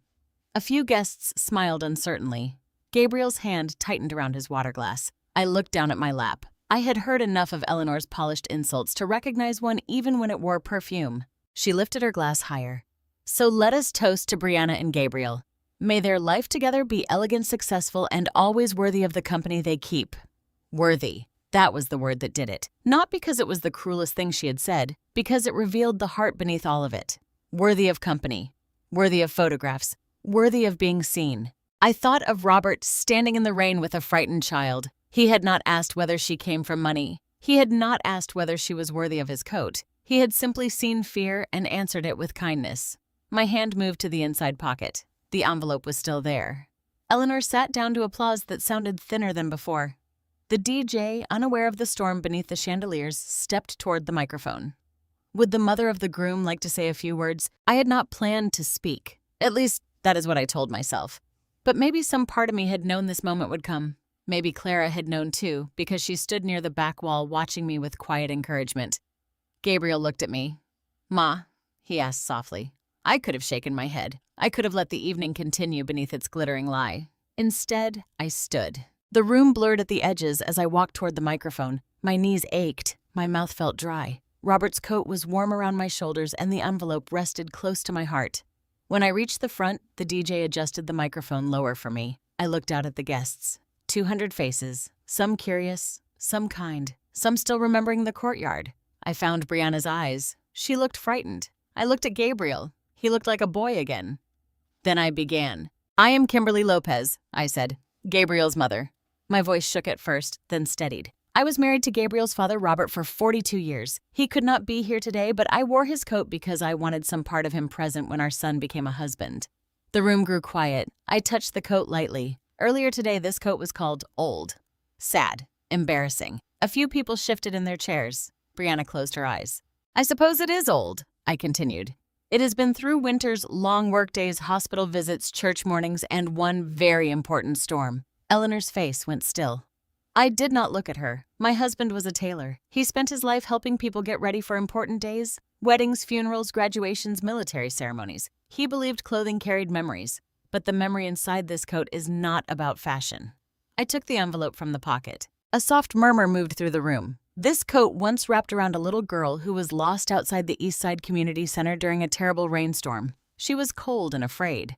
My husband found her, brought her to safety, and stayed with her until her family came. Brianna's hand went to her locket. I did not say her name. Not yet. He came home soaked that night, I said. And in this pocket he carried 2 things the child left behind. I unfolded the note. My fingers trembled, but I held it up. One was a note written in purple crayon. I read it aloud. Thank you for making me not scared. The hall went silent. At the bottom I said she signed a name. Nessa. This time I heard several people inhale. Brianna covered her mouth. Gabriel bowed his head. Eleanor rose halfway from her chair. Kimberly, that is enough. I turned to her calmly. No, Eleanor. Enough was when my husband's kindness was hidden because it did not fit your image. Enough was when this coat was mocked by someone who owed her safety to it. Enough was when you decided a good man's help was embarrassing because he was not rich. The words rang through the hall. Eleanor sat back down slowly, her face white with fury. I looked at Brianna again. I am not telling this story to shame the bride, I said softly. I am telling it because some things deserve to be remembered before they are judged. Tears spilled down Brianna's face now. She stood but did not speak. So I finished the only way I knew how. My Robert never asked for thanks. He never even knew what became of that little girl. But if she is in this room today, I hope she knows this coat was never an embarrassment. It was love doing what love does without waiting to be noticed. I stepped back from the microphone. For one breath, no one moved. Then Brianna whispered loud enough for the microphone to catch it. It was me. The words traveled through the hall like thunder, and every eye in the room turned toward the bride. When the bride remembered, it was me. Brianna's whisper did not sound like the voice that had mocked me in the courtyard. It did not sound polished, sharp, or proud. It sounded small, frightened, almost childlike. The microphone caught it anyway. The words traveled through the reception hall, passed between round tables, and settled over every guest. Forks paused above plates. Conversations died mid-sentence. Even the music seemed to lower itself out of respect for the moment. Brianna stood beside the family table with one hand over her mouth and the broken locket pressed against her chest. Eleanor rose so fast her chair scraped loudly against the floor. Brianna, she said, her voice low but hard. Sit down. But Brianna did not sit. Her eyes were on Robert's coat. Not on me. On the coat. It was raining, she said slowly, as if describing a dream she had spent years trying to forget. There were lights in the parking lot. I remember they looked blurry because I was crying. No one moved. I stood near the microphone, still holding the old crayon note. Gabriel stepped toward his bride. Brianna. She shook her head, not to reject him, but because the memory was coming too quickly now. I remember waiting for my mother, she whispered. I remember thinking I was going to be in trouble. I had wandered away. There were people everywhere earlier, but then suddenly there weren't. I couldn't find anyone I knew. Her breathing grew uneven. I was so cold. Eleanor's face tightened. You were a child. Children exaggerate fear. Several guests turned toward her, shocked by the cruelty of that sentence. Brianna finally looked at her mother. I was lost. You were found. By him, Brianna said, her voice breaking. Not by you.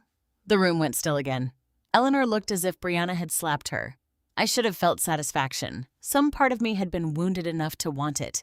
But watching a daughter realize her mother had buried a painful truth was not satisfying. It was heartbreaking.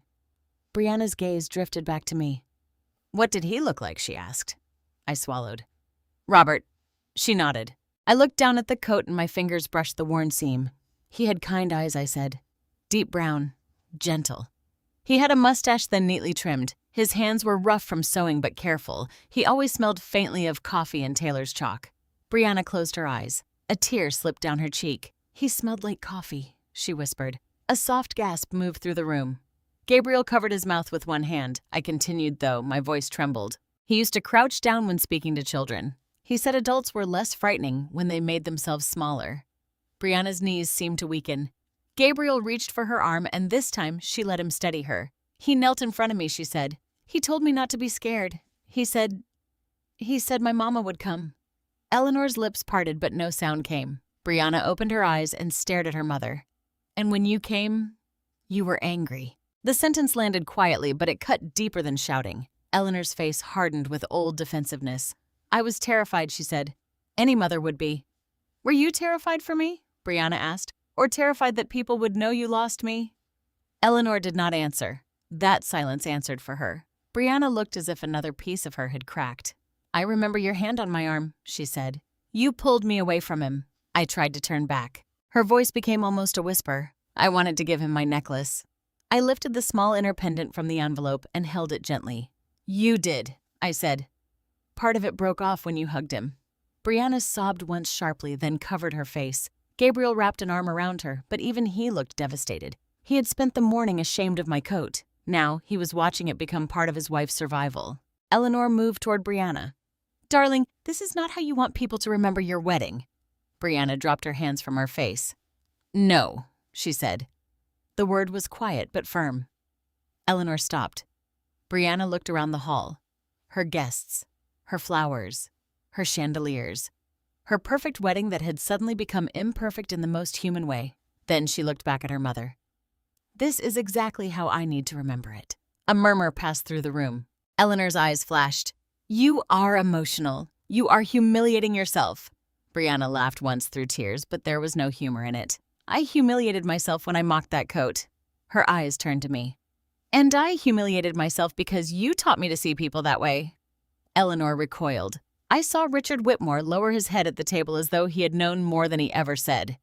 Brianna continued, her voice shaking, but growing stronger. You always told me appearances protected us, that people judged quickly so we had to look untouchable. You told me not to talk about messy things, not to remember ugly things, not to owe anyone anything. Eleanor whispered, I raised you to survive. No, Brianna said. You raised me to be ashamed of needing help.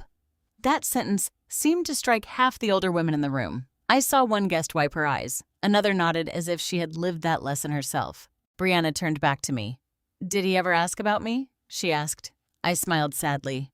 Sometimes, not by name because he only knew what you wrote, but every time it stormed hard, he would wonder if the little girl from the community center was safe. Brianna pressed the locket to her lips. He remembered me all his life. Her face crumpled. For several seconds she could not speak. I stepped down from the microphone and walked toward her slowly. The room seemed to part around us without anyone moving. When I reached her, I held out the crayon note. She stared at it. I can't take that, she whispered. Yes, you can. It belonged to him, and he kept it for you. Her hands shook as she accepted it. The paper looked impossibly small between her fingers. She read the words silently, lips trembling. Thank you for making me not scared.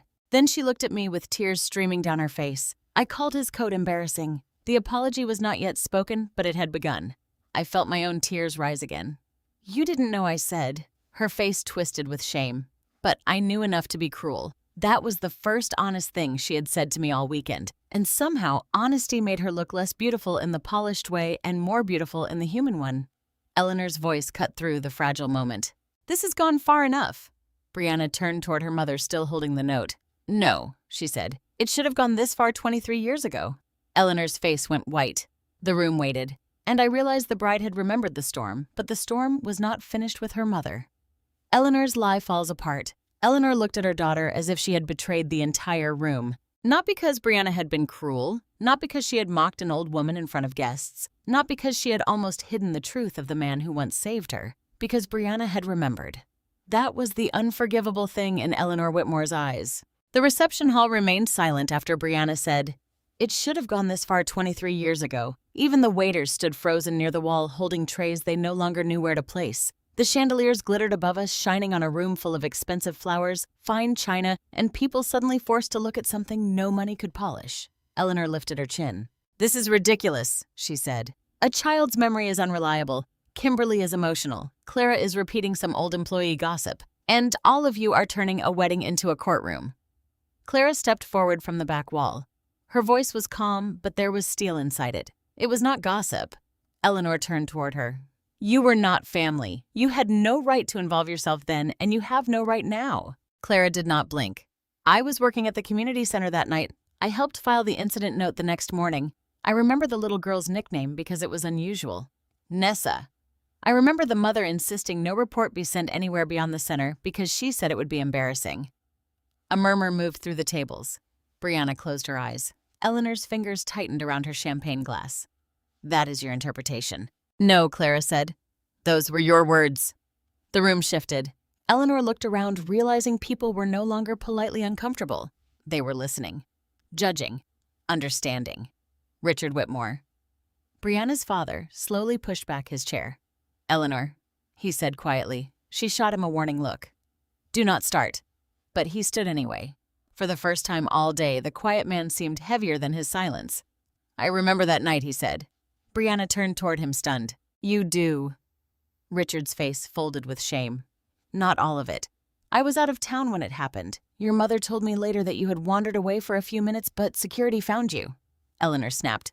Because that is what happened. Richard looked at her. No, that is what you wanted me to believe. Brianna's hand tightened around the crayon note. Dad, she whispered. You didn't know. I knew something was wrong, he admitted. You had nightmares for weeks. Every time it rained, you cried. You kept asking for the man with the coat. My heart broke all over again. Brianna covered her mouth. Richard continued, voice shaking now. Your mother told me not to encourage it. She said children forget faster if adults stop reminding them. Eleanor's face flushed. I was protecting her. From what Brianna asked, from remembering someone was kind to me. Eleanor turned to her daughter, and for one moment the mask slipped completely. From being known as the careless child of a careless mother. The truth came out sharp and ugly. No one breathed. Eleanor seemed to realize too late what she had confessed. Brianna stared at her, tears shining but no longer falling. So it was never about protecting me. Eleanor's mouth opened. Nothing came. It was about protecting yourself, Brianna said. Eleanor's eyes flashed. You have no idea what it was like. The women at that center would have talked. People would have wondered how I lost track of my own daughter. Your grandparents would have been mortified. Our friends would have whispered. I made one mistake, and I refused to let it define us. Clara said softly. So you let a good man disappear from the story. Eleanor looked at me then. For the first time, I saw hatred in her eyes. Not because I had done anything to her. Because my husband's kindness had survived her erasure. Your husband did what anyone should have done, she said coldly. I felt Gabriel move beside me, but I raised one hand slightly. This time, I would answer. Yes, I said. He did what anyone should have done. But he was the only one who did it. That sentence landed harder than I expected. Eleanor looked away. Gabriel stepped forward, his voice low and controlled. All day, you and Brianna made my mother feel like she didn't belong here because of that coat. You made my father's memory seem like something cheap. Brianna flinched at her name, but Gabriel looked at her with sorrow, not accusation. Then he turned back to Eleanor. And now, I find out the same coat kept your daughter safe while you were more worried about being embarrassed. Eleanor's face tightened. Young man, be very careful. No, Gabriel said. I should have been careful earlier. With my mother's heart. With my father's memory. I wasn't. That's on me. He looked at me then. Ma, I'm sorry. The apology was public, but his eyes made it personal. I nodded once, tears blurring him. Brianna took a small step toward her mother. Why didn't you tell me, she asked.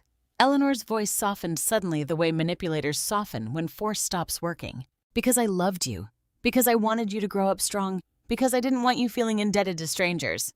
Strangers, Brianna repeated. She held up the crayon note. That stranger remembered me for 23 years. Eleanor looked at the note with disgust she could not hide. Sentimental scraps do not change who people are. No, Brianna said. They reveal who people are. A few guests began to clap quietly, then stopped, unsure whether applause belonged in such a painful moment. Brianna turned toward the microphone. Her face was pale, but something in her posture had changed. She was no longer trying to look perfect. She looked wounded, ashamed, and more honest than I had ever seen her. I need a moment, she said, her voice carrying through the speakers. Eleanor moved quickly. Brianna, do not embarrass this family further. Brianna looked at her. You don't get to decide what embarrasses me anymore. The room went completely still. Then Brianna faced the guests. I owe everyone here an apology, she began. But first, I owe one to Kimberly. My breath caught. I had imagined many endings to that day. Leaving early, crying in my car, sitting through a cold dinner while pretending not to hurt. I had not imagined the bride standing in front of everyone holding the proof of her own cruelty in one hand and my husband's kindness in the other.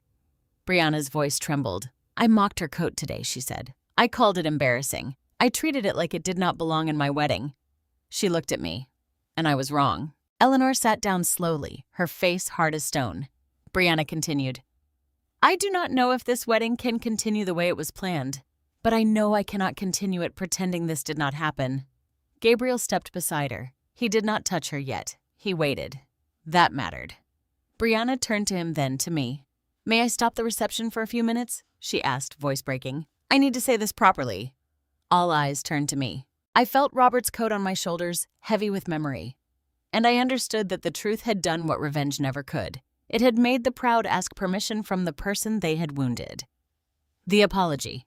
No one expected. For a moment, I did not answer Brianna. The whole reception hall seemed to wait with her. 200 guests sat beneath chandeliers staring at me as if I had become the judge of whether the wedding could breathe again. Gabriel stood beside his bride, pale and shaken. Eleanor sat rigid in her chair, her face hard with anger. Clara stood near the wall, hands folded, eyes soft. Brianna's questions still hung in the air. May I stop the reception for a few minutes? I need to say this properly. I looked at the young woman in front of me. Only hours earlier, she had mocked my coat like it was trash. She had looked at me as if I were a stain on her perfect day. She had let her pride speak louder than kindness. But now her face was bare of performance. Her makeup had streaked slightly beneath one eye. Her perfect posture had softened into something human. In one hand, she held the broken locket. In the other, she held Robert's crayon note like it might fall apart if she breathed too hard. I thought of Robert. He would not have asked, "Does she deserve this?" He would have asked, "Can she become better from here?" So I nodded. "Yes," I said quietly. "Say what you need to say." Brianna's lips trembled. Gabriel reached toward her but stopped just short of touching her. He waited for her choice. She looked at him, then slipped her hand into his. Together they walked to the microphone. The DJ stepped back quickly. Brianna stood before the room, but this time she did not stand like a bride demanding admiration. She stood like a woman facing a mirror she could no longer turn away from. "I need everyone's attention," she said. No one made a sound. She looked down at the note, then at me. "I have spent months trying to make this wedding beautiful," she began. "I cared about the flowers, the photos, the dress, the table settings, the lighting, the music, the way everything would look." Her voice caught. "And somehow in all that planning, I forgot to care about the way people would feel." A few guests lowered their eyes. Brianna took a breath. "This morning I mocked Kimberly Lopez's coat. I did it in front of my bridesmaids, guests, and family. I called it old. I treated it like an embarrassment. I made her feel unwelcome at her own son's wedding." Gabriel closed his eyes. Brianna continued, voice breaking now. "And I did that without knowing the coat belonged to her late husband, Robert Lopez. Without knowing he was the man who found me when I was a little girl lost in a storm. Without knowing he wrapped that same coat around me and stayed with me until I was safe." A soft sob came from somewhere in the hall. Brianna looked at the locket in her hand. "I am standing here today because a man I did not remember never forgot me." Then she stepped away from the microphone. At first I thought she was finished, but she walked toward me. Every eye followed. When she reached my table, she did something I never expected. She lowered herself to her knees in front of me. Gasps rippled through the room. Brianna Eleanor hissed, but Brianna did not look back. She looked up at me, tears running freely now. "Kimberly," she said, "I'm sorry." My chest tightened. My chest. "I am sorry for mocking your coat. I am sorry for making you feel small. I am sorry for treating your grief like an inconvenience. I am sorry for caring more about photographs than the woman who raised the man I love." Gabriel's shoulders shook. Brianna held up the note. "And I am sorry I insulted the memory of the man who once made me not scared." I could not speak. My hands rested in my lap, trembling. Part of me wanted to lift her up quickly because the sight of a bride kneeling before me felt too painful, too public. Another part of me knew she needed to humble herself not for my comfort, but for her own soul. So I let the silence hold us. Then Gabriel stepped forward. He knelt beside Brianna. That broke me. My son in his wedding tuxedo kneeling at my feet with tears in his eyes. "Ma," he said, voice shaking, "I'm sorry too." I reached for his face the way I had when he was a little boy. He leaned into my palm. "I should have protected you," he said. "I heard things. I saw things. I told myself I was keeping peace, but I was really being a coward." "Gabriel," I whispered. "No, Ma. You taught me better. Dad taught me better." He looked at Robert's coat, and I forgot. The pain of that admission cut through me, but so did the love. "You didn't forget completely," I said softly. "You found your way back." He lowered his head. Brianna looked at me again. "I don't expect you to forgive me today," she said. "I don't deserve that." I took a slow breath. Forgiveness is a word people use too easily when they are not the ones wounded. Some apologies are real but still not magic. They do not erase humiliation. They do not undo silence. They do not make a broken morning whole again. But they can open a door. And I had lived long enough to know that bitterness, if you feed it too long, becomes a house you cannot leave. I reached into Robert's coat pocket and took out the small inner pendant. Brianna had returned it to me after the toast, unsure what else to do with it. I placed it gently in her hand. Her eyes widened. "No," she whispered. "I can't take this." "Yes, you can." "But it was Robert's. It was never his to keep forever," I said. "He kept it safe until it found its way back to you." She looked down at the tiny silver piece, crying harder. Let it remind you, I said not of shame, but of the kind of person you still have time to become. Brianna bowed her head over my hand. I want to become better, she whispered. I believed her. Not because tears prove change. They do not. But because truth had cost her something and she had chosen not to run from it. I touched her shoulder. Then start by standing up. Gabriel helped her rise. The room remained silent, but it was no longer the silence of scandal. It was the silence of people witnessing something they did not know how to interrupt. Eleanor stood suddenly. This is humiliating, she said. Brianna turned to her mother, still holding my hand. No, she said. This is honest. Eleanor's mouth tightened. You are letting these people turn you against your own mother. Brianna's voice softened, but did not weaken. No, mother. I am finally seeing that loving you does not mean becoming you. Those words struck Eleanor harder than any accusation. Richard reached for Eleanor's arm, but she pulled away. I will not sit here for this, she said. No one stopped her when she walked toward the exit, not even Brianna, especially not Brianna. When the doors closed behind Eleanor, the room exhaled. Gabriel looked at me. What do we do now? I looked at Brianna, then at my son, then at the coat wrapped around my shoulders. We continue, I said. But not the way it was. Brianna nodded through tears. Then she turned to the DJ and said, Please give us 5 minutes. As the guests began speaking softly among themselves, Brianna remained beside me, still holding the pendant.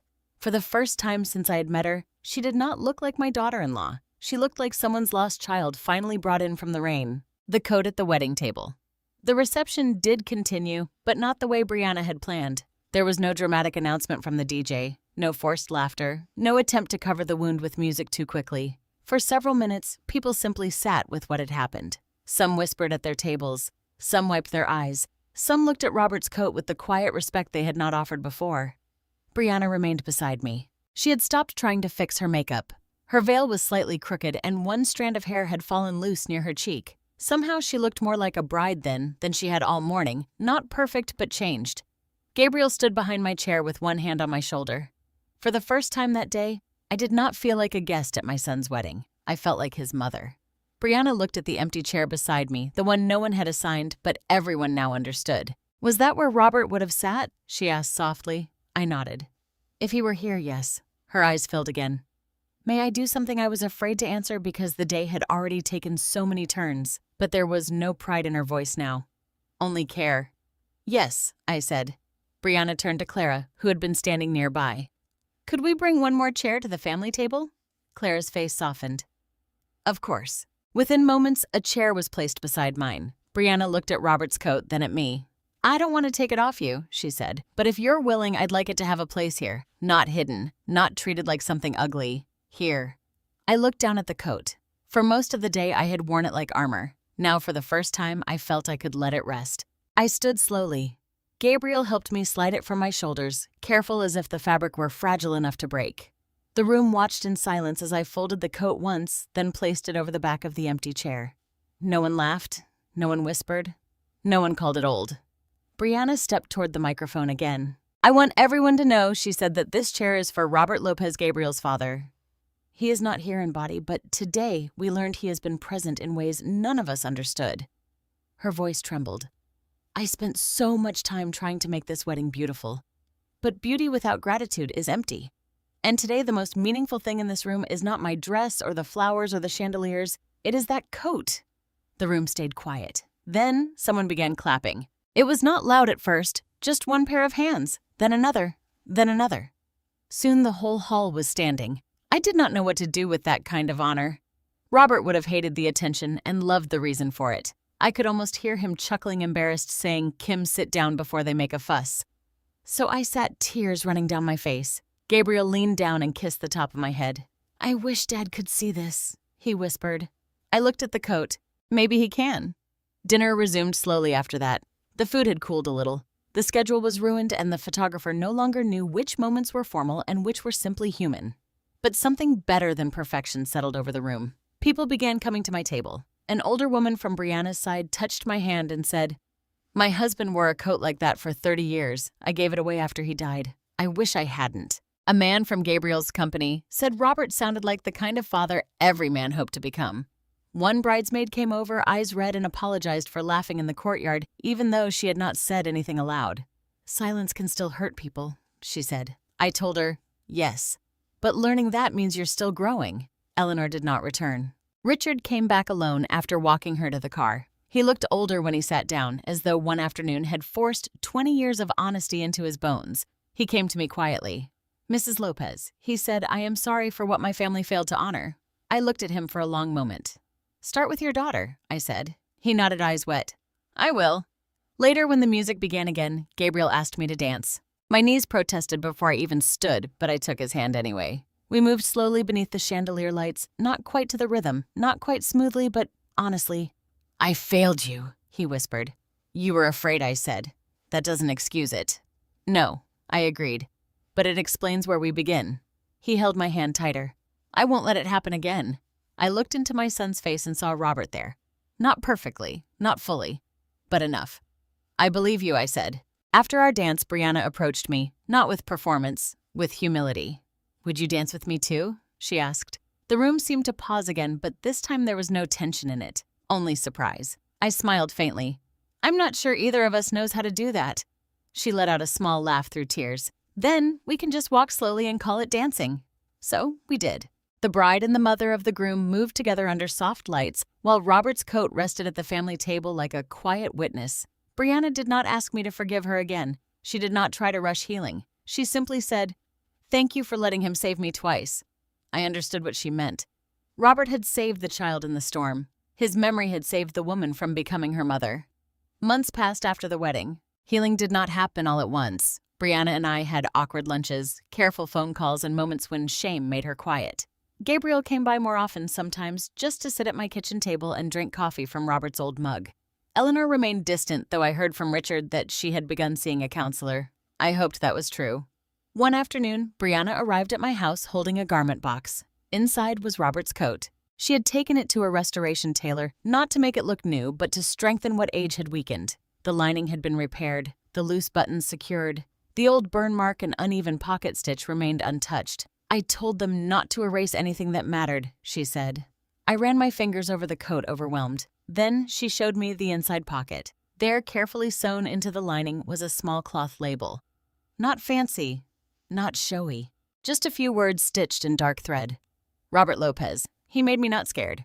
I cried then. So did Brianna. And for the first time when she reached for me, I did not hesitate before opening my arms. That old coat had been mocked, hidden, defended, honored, and finally restored. But more than anything, it had done what Robert always did best. It helped people feel ready for an important day, not the wedding day, the day we chose to become better. Sometimes the things people judge most quickly are the things they understand least. An old coat, a quiet mother, a faded note, a simple life, none of those may look impressive from the outside, but inside them can live years of sacrifice, loyalty, kindness, and love that money could never buy. Kimberly did not win because she shouted the loudest. She won because she stood in truth. Robert did not become important because people finally applauded him. He was important all along because one stormy night he saw a frightened child and chose kindness without expecting anything in return. And Brianna's greatest moment was not walking down the aisle in a beautiful dress. It was finally having the courage to admit she was wrong. This story reminds us that dignity does not come from expensive clothes, perfect homes, or the opinions of people who only value appearances. True dignity comes from character. It comes from the love we carry, the people we honor, and the way we treat others when no one is rewarding us for it. So, before we judge someone by what they wear, where they live, how old they are, or how much they own, we should pause. That person may be carrying a story we know nothing about. And sometimes the very thing we mock may be the thing that once saved us. If this story touched your heart, please tell me in the comments what part moved you the most. Have you ever been judged unfairly by someone who did not know your story? I would love to read your thoughts, your feelings, and where you are watching from today. And if you enjoy emotional family stories about truth, healing, and justice, please subscribe to the channel so we can share more stories like this together.